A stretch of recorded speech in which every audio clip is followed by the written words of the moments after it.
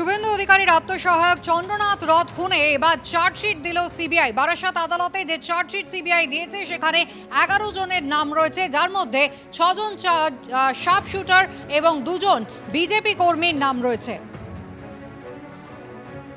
শুভেন্দু অধিকারীর পিএ চন্দ্রনাথ রথ খুনের ঘটনায় এবার বারাসাত আদালতে চার্জশিট দিল সিবিআই। যে চার্জশিট রয়েছে 11 জনের বিরুদ্ধে। এই 11 জনের মধ্যে 6 জন শার্প শুটার এবং 2 জন বিজেপি কর্মীর নাম রয়েছে। মূল ষড়যন্ত্রকারী হিসেবে সাগর সোনকার এবং সাহেব সোনকারের নাম চার্জশিটে উল্লেখ করা হয়েছে। আবির দত্ত আমাদের প্রতিনিধি রয়েছেন টেলিফোন লাইনে। আবির, সিবিআই যে চার্জশিট দিয়েছে চন্দ্রনাথ রথ খুনের ঘটনায়, যে 11 জনের নাম রয়েছে, কি কি অভিযোগ? দেখো, এটি হচ্ছে এই ঘটনার প্রথম চার্জশিট এবং যে 11 জনের নামে এই চার্জশিট পেশ করা হয়েছে সিবিআইয়ের তরফে, সেখানে মূল ষড়যন্ত্রকারী হিসেবে নাম রাখা হয়েছে সাগর সোনকার, যাকে গ্রেপ্তার করা হয়েছিল কলকাতা থেকেই। এই সাগর সোনকারের সঙ্গে নাম রয়েছে মূল ষড়যন্ত্রকারী হিসেবে সাহেব সোনকারেরও।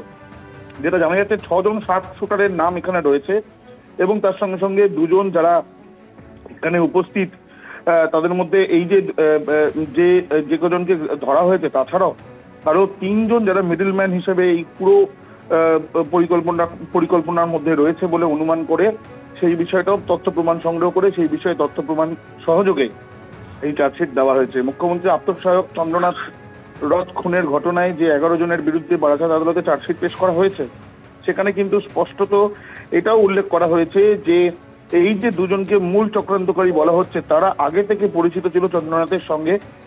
চন্দ্রনাথকে সরিয়ে দেওয়ার একটা পরিকল্পনা বা চক্রান্ত চলছিল। যেই চক্রান্তের জন্য এই পরিকল্পনা যখন করা হয়, যখন মিডলম্যান হিসেবে আরো 3 জন ছিল। তোমায় জানাই, মনু সিংহ, রাজ সিংহ, এছাড়াও ময়ঙ্ক রাজ মিশ্র, গোলু সিংহ, ভিকি মৌর্য এবং নবীন কুমার সিংহ নামে এই 6 জনকে বন্দুকবাজ হিসেবে যেমন দেখানো হয়েছে, তার সাথে সাথে সঞ্জয় রায়, বিনয় রায় এবং বিকাশ মিশ্র, এই 3 জনকে মিডলম্যান হিসেবে দেখানো হয়েছে। এই তদন্ত চলবে, এমনটাও এই চার্জশিটে কিন্তু উল্লেখ করা হয়েছে সিবিআইয়ের তরফে।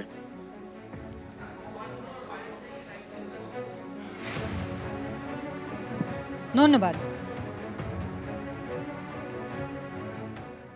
দেখুন, যাদের নাম পেয়েছে করেছে, তদন্ত চলবে।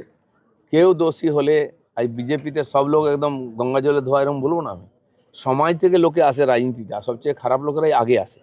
সেই জন্য কেউ দোষী হলে, সে কোন পার্টি করে সেটা সেকেন্ডারি, দেশের আইন ভেঙেছে কিনা সেটা যে প্রথম, তার সাজা হওয়া উচিত। সেই জন্যই কি বিজেপিতে 250 জনকে শোকজ, 30 জনকে সাসপেন্ড, এই বিভিন্ন ধরনের পার্টির শৃঙ্খলা ভঙ্গ করেছে বা অনৈতিক কাজ, আর্থিক দুর্নীতির সঙ্গে যুক্ত হয়েছে, যা কমপ্লেন আসে যদি মনে হয় ঠিক, তার বিরুদ্ধে পার্টি ব্যবস্থা। এবিপি আনন্দ এগিয়ে থাকে, এগিয়ে রাখে।